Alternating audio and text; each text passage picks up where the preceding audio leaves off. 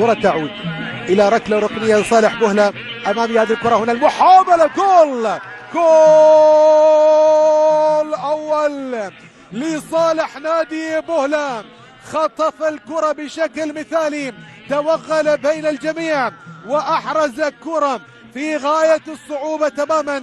ينجح من خلال لوكي فيجمي اندافون لاعب نادي بوهلام يتسلل من بين الجميع، قميص أصفر يتسلل من بين القمصان العنابية وينجح في التوغل والعبور والمرور وإحراز أجمل ظهور.